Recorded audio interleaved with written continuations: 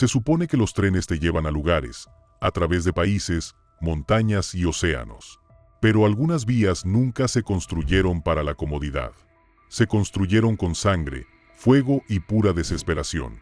Desde vías que atraviesan mercados vivos hasta túneles subterráneos mal ejecutados, estas rutas esconden secretos aterradores bajo su belleza.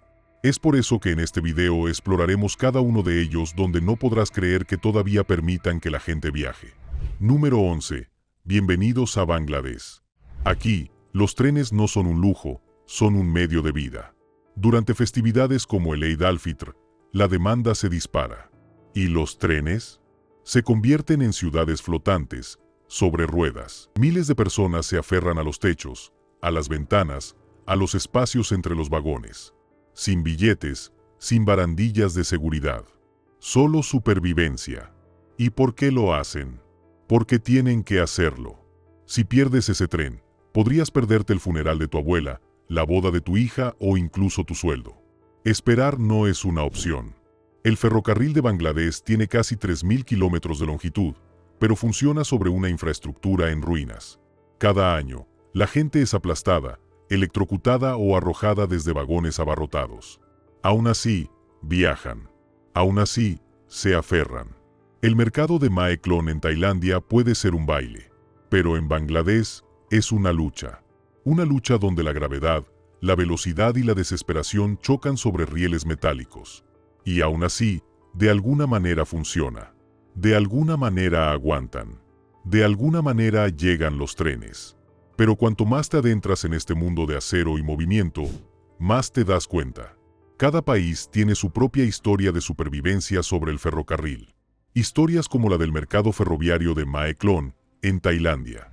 Número 10. El mercado ferroviario de Mae Klong, Tailandia. Un tren que recorre un mercado con mucha vida. Pero es real.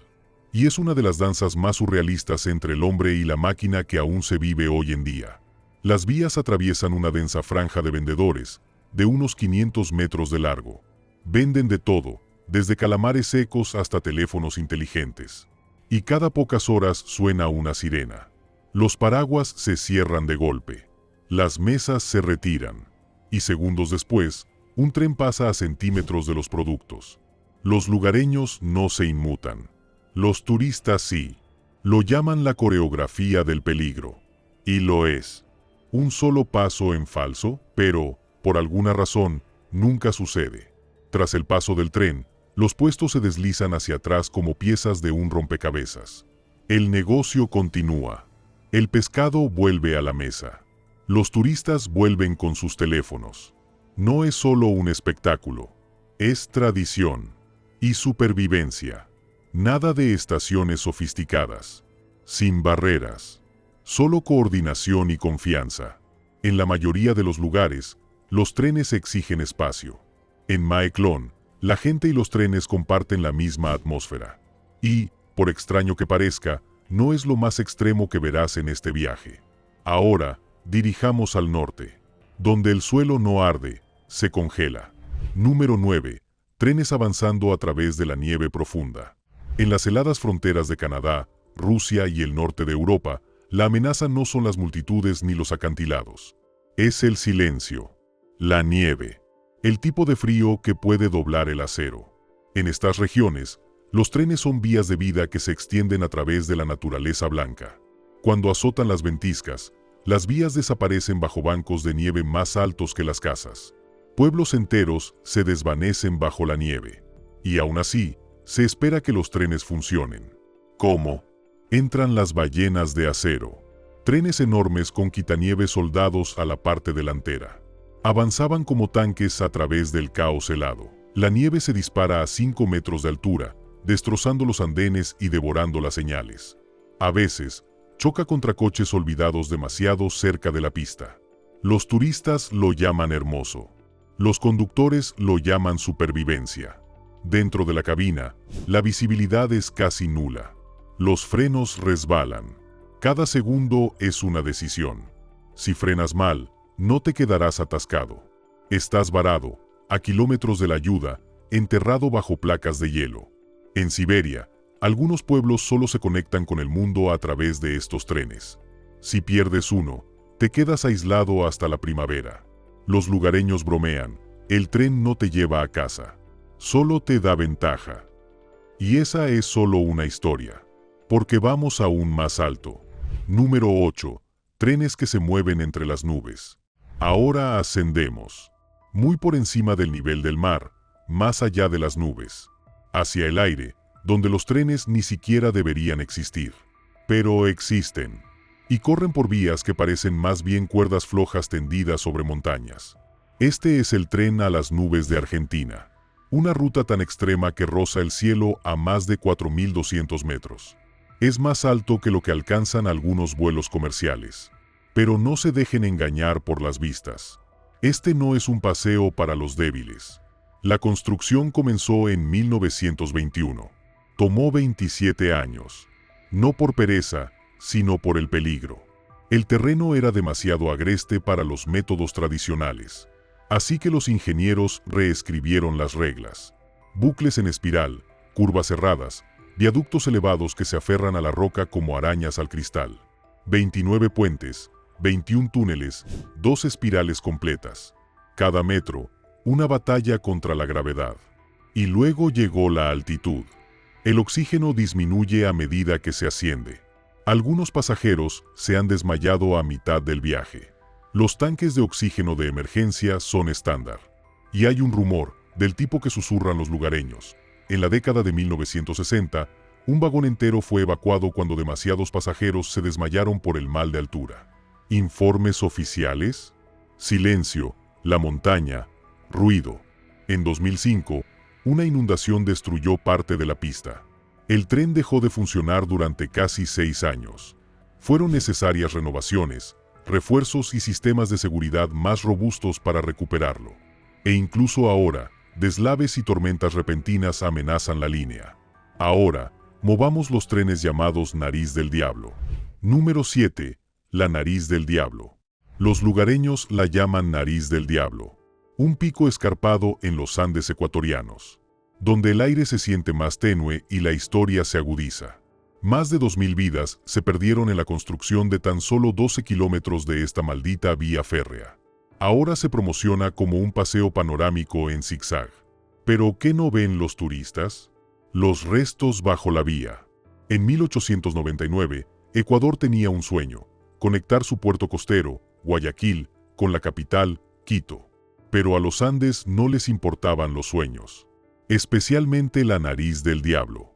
Una pared vertical de roca que cae 800 metros en picado. Para escalarla, los ingenieros diseñaron algo radical. Un sistema de curvas cerradas. Obligaba al tren a dar marcha atrás por los bordes de los acantilados como si estuviera engañando a la gravedad. Funcionó. Apenas. El problema no eran solo las matemáticas. Era la montaña y todo lo que había en ella. Obreros, la mayoría pobres, esclavizados o inmigrantes engañados de Jamaica y China, se adentraron en la espesa selva donde merodeaban los jaguares. Serpientes venenosas se escondían entre la maleza. Y el aire se llenaba de enfermedades, disentería.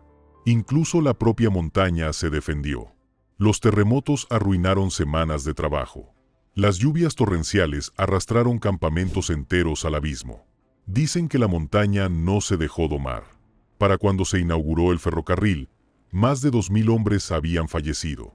Algunos dicen que la cifra real es el doble. Pero nadie los contó. Fueron enterrados en tumbas sin nombre o no los enterraron. Se los tragó la selva que intentaron abrirse paso. Hoy, los turistas se quedan boquiabiertos al ver el tren pasar por la Nariz del Diablo. Se maravillan con las curvas cerradas. Toman foto. Sonríen. Pero bajo ese acero yace un cementerio. La belleza es real. Pero también lo es la sangre. Y eso es solo uno. Número 6. El puente ferroviario Chennai-Rameswaram de la India. A primera vista, parece un tramo tranquilo sobre el agua. ¿Pero esa superficie? Engañoso. Debajo de él se encuentra una de las rutas ferroviarias más peligrosas de Asia. El puente, de poco más de 2 kilómetros de longitud, conecta la ciudad de Chennai con la isla de Rameswaram. Pero a diferencia de otros puentes, este lucha contra ciclones, mareas fuertes y vientos que pueden levantarse sin previo aviso. Los ingenieros lo sabían. Por eso, si las ráfagas superan los 58 kilómetros por hora, todos los trenes se detienen. Sin preguntas. Es memoria. En 1964, azotó el ciclón Pamban. Los vientos alcanzaron los 240 kilómetros por hora. Todo el puente quedó destrozado. ¿Un tren lleno de pasajeros? Se fue. Más de 200 vidas perdidas en el mar. Hasta el día de hoy, los pescadores hablan de trenes fantasma, luces en el agua, ruidos retumbantes en la oscuridad mucho después de que termina el último servicio. Historias, quizás, o algo más. Los lugareños creen que el mar recuerda. Sin embargo, el puente sigue funcionando. No por desafío, sino por deber. Los peregrinos lo cruzan para llegar a tierra sagrada, los ingenieros lo mantienen con simulacros diarios. Y justo cuando piensas que ya no puede ser más extremo, espera. Porque hay otro lugar, donde los acantilados se elevan más, donde los tramos se extienden más, y donde los trenes no solo desafían a la naturaleza, sino que desafían todo lo que creíamos estructuralmente posible. Gigantes de la ingeniería. Ahora entramos en un campo de batalla diferente. No se trata de supervivencia contra la naturaleza, sino de un duelo entre la ambición y la física. Número 5. Puente colgante de Chajiaotán. Esta obra no solo abarca distancias. Se enfrenta a la gravedad. Suspendido a 350 metros sobre un profundo desfiladero fluvial, se extiende por más de 2 kilómetros. Es más alto que la Torre Eiffel. Y se construyó más rápido de lo que la mayoría de la gente renueva una casa. ¿El reto? El valle era demasiado inestable para los helicópteros, así que instalaron los primeros cables con drones. Las corrientes de viento eran tan fuertes que un cambio de dirección incorrecto habría estrellado el cable y el dron. Pero lo lograron. Luego llegaron las cámaras. Se instalaron más de 30 cámaras de vigilancia giratorias de alta resolución para monitorear cada giro, cada tensión y cada movimiento del acero. Y terminaron el trabajo en tan solo 2 años y medio. Y no solo eso, sino que se mantuvieron dentro del presupuesto. Por millones. Y sí, eso conmocionó al mundo de la ingeniería global. Pero esperen, la cosa se pone aún más audaz. Número 4. El puente colgante de Longjiang, provincia de Yunnan. Este gigantesco puente colgante de un solo tramo ostenta el récord de longitud del mundo, con una sola torre principal. Esta torre, de 233 metros de altura, sostiene 154 cables tendidos a lo largo de un valle como una telaraña de hierro. Y no se detuvieron, ni siquiera durante una pandemia. Excavadoras robóticas, tuneladoras, seguimiento ocular. Convirtieron un trabajo pesado de varios años en un sprint de 4 meses. Había que clavar anclas a más de 100 metros de profundidad en la roca de la montaña. No se permitían errores. Un perno suelto, colapso. Pero la recompensa no se trata solo de un puente, sino de una arteria crucial en un sistema de carreteras de 9.000 kilómetros que une Myanmar, Laos y Tailandia. Lo que antes era un desvío de 90 minutos ahora es un vuelo de 2 minutos. Y con ello, el comercio se disparó. Y el turismo le siguió. Y pueblos que antes estaban aislados en la niebla ahora venden sus productos al mundo. Número 3. Puente Pintán, una historia grabada en el concreto. Su torre central, de 332 metros de altura. El puente de hormigón más alto del planeta. Pero no se trata solo de altura, sino también de patrimonio. El diseño de la torre se inspiró en los patrones de vestimenta de la tribu Hmong. Tradición fusionada con cables tensados. Acero y narrativa. ¿El precio? Más de 211 millones de dólares. Pero no solo luce bien. Está hecho para resistir, incluso terremotos. Y este puente cumple una función.